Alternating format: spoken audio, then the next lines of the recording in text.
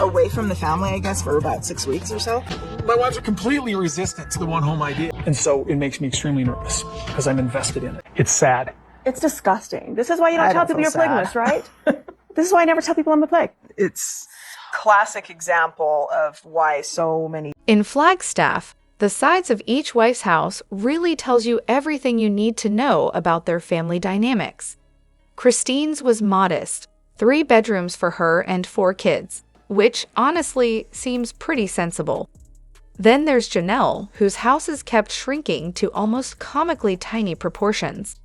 On the other end of the spectrum, Miri's places were so ridiculously large, you'd think she was planning to host the entire neighborhood. And Robyn? Well, she's still out there searching for her divinely provided renewal, which, as we know, conveniently requires that each child get their own bedroom. Because priorities. Christine was never the favorite, and Janelle? She couldn't have cared less about being the favorite. So they both made practical decisions, things that were good for their families, not their egos. Christine, especially, I think, made the best call for herself after realizing she wasn't top of the list.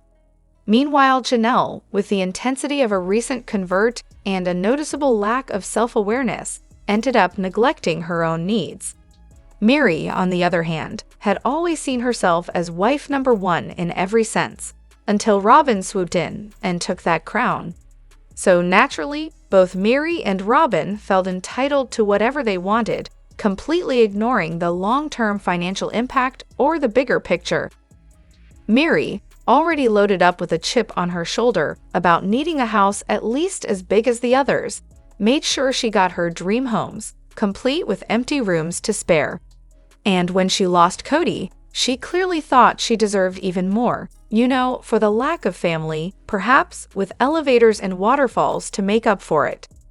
Robyn's devotion to Coyote Pass and the whole "we're just renting for now" spiel clearly didn't come with any downsizing attached. Somehow, the idea of spending less on housing to save for the future never crossed her mind, at least not that we heard. It's not hard to figure out that if you're skimping on current housing costs, you might have more money for the long-term plans, but nope. Looking for a smaller rental or buying a modest home just to get by until they could build. Not an option. To be fair, Miri did want a downtown loft, but Kody shut that down. And let's not kid ourselves, every single one of them cared about being the favorite wife. We've got 19 seasons of them elbowing each other out of the way to please Kody. On camera, can you even imagine how much worse it was off camera? Definitely 100 times messier. We've got so much to dive into today, so let's not waste any time. Let's jump straight into it. Hey everyone, what's up? It's Elena here, and welcome back to my channel Reality Nexus X. So you haven't heard of Big Love until recently? Yeah, I totally get that. It's a real hidden gem from the early 2000s that somehow slipped under the radar for years. I just found out about it, watched it, and let me tell you, it was surprisingly good. If you're into those intriguing family dynamics and a sprinkle of drama, Big Love is definitely worth your time. And if anyone out there's already watched it, hit me up. I'm late to the party and seriously need someone to geek out with. But speaking of family dynamics, sister wives, oh boy. I actually started watching that because I was curious about the real version of what I saw in Big Love. Turns out, it's somehow even more scripted than the show. Big Love might have had its fictional twists, but at least it felt somewhat authentic. Meanwhile, Sister Wives, it's like a reality show that's become so fake it's almost painful to watch. I know a few plural families, and let me tell you, they look nothing like the Browns. Fun fact, the Darger family, who are actually plural, were the consultants for Big Love's storyline. Kinda makes you wonder if they'd be more genuine than what we see on TV, huh? Robyn's obsession with control was legendary. She hoarded family resources like a doomsday prepper with trust issues. Seriously, imagine taking the family grocery money and then pulling the classic "these are display snacks only" stunt on the kids. Like, the original ones, not the bonus children.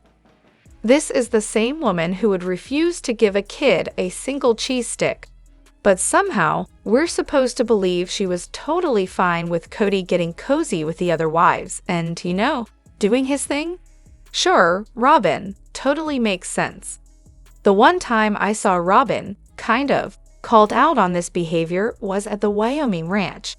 It was buffet style for dinner, and the rule was that after a long day of hard work, the ranch hands ate first. But Robyn, of course, pushed her kids right to the front of the line. Kody's mom, in the most polite way possible, called her out on it. Robyn was not pleased. Look, if Robyn wanted certain snacks to be off limits, she could have had a special snack drawer or cabinet, clearly labeled. I had 5 elementary school kids at one point, so I made sure there were snacks set aside for their lunches during the week. But I also had a drawer stocked with snacks they could share with friends. Robyn, on the other hand, came into the family with her own set of rules and refused to bend. And then there was Snackgate. The real kicker came when I saw it last week. The original kids were stuck eating some generic, portion-controlled cereal, but Robyn's daughter, Brianna, was sitting on the other side of the kitchen with an entire turkey, cheese, and bagel sandwich on a plate, plus chips. Meanwhile, Robyn was complaining about the other kids eating too much of her sad cereal. None of the other kids got sandwiches. Nope, just Brianna, living her best snack life. I think I've finally cracked it. Kody's whole game plan, aside from the money, of course, was all about feeding his massive ego and constantly seeking attention. He wasn't really about the wives at all. It was about controlling them through their strengths, weaknesses, and desires. He took everything they wanted most, twisted it, and used it against them. Take Christine. He wanted her to beg for sex. He knew she craved feeling wanted and attractive, so he made her jump through hoops to get his attention. When she didn't, and instead decided to leave and find someone who actually appreciated all of her, it completely shattered his fragile ego. The idea that Christine could confidently walk away, stay gone, and even find happiness with someone else, that broke him. He couldn't process it, and it drove him nuts. Then there's Janelle. He wanted her to beg for his time, to chase him when he pulled his childish silent treatment stunt. He honestly thought that if he gave her the cold shoulder, she'd come crawling after him. When she didn't, he tried to win her back with a birthday dinner, as if that would magically make her beg for his attention. But nope, nothing. It completely backfired. She didn't chase, she didn't grovel, and Kody couldn't stand it. Mary? Oh, he treated her like dirt, gave her endless lists of things to do, all with the goal of making her beg for his love. But when Mary finally walked away, it crushed his already bruised ego. He couldn't fathom why she wouldn't work so hard for his affection, because of course, he wasn't worth it. And then we have Robyn. She's the one who feeds his ego the most, making him feel like the supreme ruler of the universe. That's why she's at the center of it all. It's not about love, it's about his ego. As long as she keeps stroking that inflated sense of self-importance, they're good. She gets her supply of tacky knickknacks, he gets to feel like the king. Perfect. But here's where it gets even more ridiculous. Kody can't use money to punish Christine, so he's been trying to use Coyote Pass as some sort of bargaining chip. He thought that if he dangled it in front of Mary and Janelle, they'd come crawling back to him, begging for his attention. Instead, it's failing miserably, and the more it fails, the angrier and more bitter he gets. He cannot stand the fact that 3 women have realized he's just not worth the effort. He's the one who isn't good enough, and that kills him. So naturally he lashes out. You really nailed it. His narcissism made him a terrible person, and the religion that supposedly guides him only enabled his behavior. It let him justify treating multiple women like garbage. Oh, and I have to say, I loved how Mira got her official release. You could practically hear Kody seething because now the guys he still knows are probably calling him out on it. Honestly, I kind of hope Janelle gets her release too, just to make him even more furious. Did anyone else catch what Robyn didn't say in the last episode of Season 19, Episode 20? You know, the one where Christine, her husband, and Janelle are at a bar on their way to North Carolina. So Janelle takes a shot, and then Kody and Robyn are asked in the confessional if they've ever been drunk or taken a shot. Robyn scrunches up her face like she just bit into a lemon and says, "No, I've never taken a shot in a bar." Oh, okay, but I'm guessing somewhere else then, right? But here's the kicker. She never said she's never been drunk. Just that she's never taken a shot in a bar. The look on her face, though, yeah, that tells you everything. Everyone else answered the question except her. So I'm going to go ahead and assume she's definitely been drunk before. Honestly, I was half expecting her to lie and say, "Nope, I've never been drunk." But it was like she knew there's too much evidence out there to just pretend like it's never happened. I mean, we all saw her definitely drunk in that bathroom/closet confessional filmed for the holidays, right?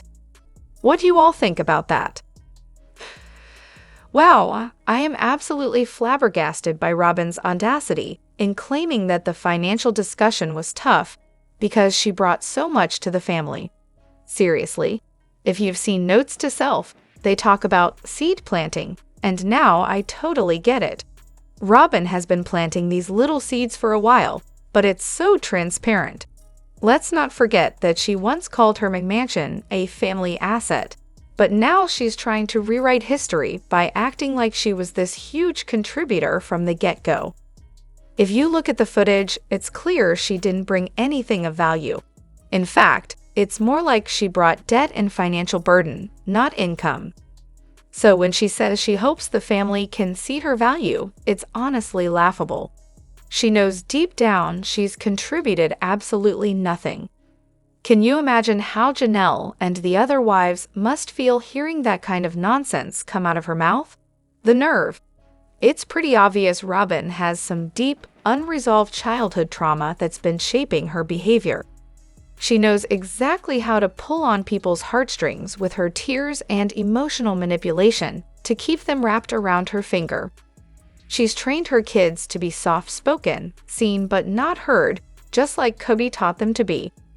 Her biological father left her family, so now Robyn is doing everything she can to keep Kody locked in, and she'll do whatever it takes to hold onto that control. What gets me is that Robyn has spent years being taken at her word by Kody and the other wives, mostly out of fear of retribution from him. And now she thinks she can just pull that act on everyone else. She needs to be called out on her BS, and honestly, not allowed to dodge responsibility just because of some panic attacks. If she can't handle it, then she shouldn't be getting paid. Period.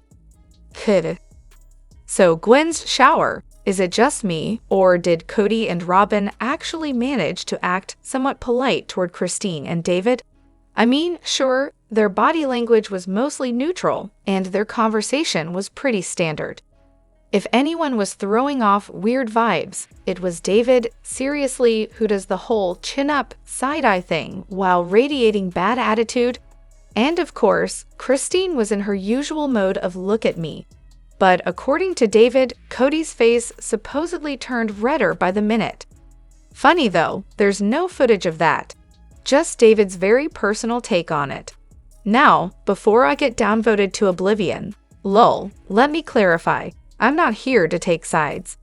It'd take an army of therapists to figure out what's going on with these people. I'm just making an observation. Anyway, the whole thing was awkward for everyone involved. Robyn and Kody basically used the babies as shields, and Christine got way too clingy. Honestly though, David seemed like the only one who kept his cool and stuck to small talk. I didn't pick up on any bad vibes from him, not really. But then, oh boy. David's "I have a 7-year-old at home" comment, what was that even about? It was like he was just looking for a reason to pick a fight. And his little remark about the matching tattoos. How exactly was that meant to be a compliment? Let's not forget how he completely ignored Truly and his other underage kids when making the comment. And his "I've heard you've been around my grandkids" line? Come on, most adults know exactly what he was implying there. Major jerk move. Out of everyone, though, David was honestly the closest to acting somewhat normal. Kody? An absolute disaster. The guy was posturing like his life depended on it. He was basically a cringe factory. The way he was asking questions, honestly, it sounded like he was interrogating witnesses at a crime scene. It was going to be awkward no matter what, but Kody just managed to turn the dial up to 11. Oh, and the comment about how his 7-year-old is more fun than his grandkids. Yeah, that wasn't subtle. It was just him trying to prove he's still young and virile. As if anyone needed that reminder. Don't even get me started on the sheer classlessness of his shy, pretty wife comment. Yikes. Christine, where do I even start? I get it. Okay. She spent years in survival mode, always on edge, dealing with the craziness of being a sister wife. But that whole holier-than-thou act? Oh, it's just so exhausting. She parades around like she's the most enlightened, self-aware person to ever exist, but it's so obvious that it's all a facade. She's always bragging, acting like her life is some grand achievement, and let's not even get started on how blazed she is about her past. She manipulates every situation to make herself look like the hero. It's like every sentence out of her mouth is designed to make you think she's the best thing since sliced bread. And the drama? My God, she's so extra about everything. I mean, she acts like she's this powerful, independent woman who made this huge, life-altering decision. Like, okay, calm down. You stuck around in that toxic marriage for over half your life, with 6 kids by the way, and now you're acting like you're some kind of saint because you finally left and got remarried immediately. Girl, please, you're not better than anyone just because you made a second choice. You weren't some martyr for staying in that relationship, and you're definitely not some elevated, enlightened soul now that you've moved on. And before anyone comes for me, yes, I know I don't have to watch the show. Thank you, Captain Obvious. This was a rant, okay? A rant. But honestly, Christine just grates on my nerves. Everything about her makes me cringe from her fake "I'm so much better than you" vibe to the way she talks about her past, like she's so much more evolved than anyone else. She constantly plays the victim while pointing fingers at others, especially Mary and Kody. She loves to judge their relationship like hers was some shining example of marital bliss. Please, don't act like you weren't stuck in a miserable, sexless marriage, raising kids who were neglected and treated poorly. It's like she forgets she stayed in that mess for way too long, too. And now she's out here acting like she's the authority on what a healthy relationship looks like. I'm not saying I'm not happy for her. She left, she built a new life, and from what I can see, she's genuinely happier. She deserves that. But seriously, a little humility wouldn't kill her. She needs to stop acting like she's some kind of saint who made all the right choices and start being a little more honest with herself. She was in the same toxic situation as everyone else, but now she's on this high horse, throwing shade at people who did the same damn thing she did. I don't hate her. I'm glad she found happiness. But let's be real, she's not some beacon of authenticity. She's got major first-year theater student vibes, and honestly, I think they all do. They're all playing characters. Maddie's first birth in Vegas was a real spectacle, and while I'm not trying to downplay the significance of Maddie welcoming her first child, I've been rewatching the season, and honestly, I'm confused about a few things. I get that things were tense between the adults because of the whole Mary and the catfish drama, because nothing says family like a scandal. But Christine and everyone else's attitude toward Mary, it's a bit much. So here's the deal. Mary couldn't be there when Maddie was giving birth, but it was pretty clear that Mary had to leave to pick up her kid and their girlfriend. No surprises there. Then, when Maddie went into labor, it was explicitly stated that everyone else was going to be kicked out, and only Caleb and the midwife would stay. Seems fair, right? But then Mary comes back to the house, and guess what? It's empty. Yeah, I get it. Awkward. So what does she do? She waits for the text saying Maddie's baby has arrived and heads right over to hold her new grandson. I mean, sounds pretty reasonable to me. But apparently, that wasn't the vibe everyone else was going for. In my opinion, Miri was the only one acting like an actual adult here, and I don't blame her at all for how she handled it. The others seemed more focused on using the situation as a way to throw shade at her, weaponizing Maddie and her newborn grandson in the process. It's pretty gross when you think about it. Let me know what you think in the comments. Don't forget to hit that like button and subscribe to my channel. I'll see you in the next video. Take care and much love to you all.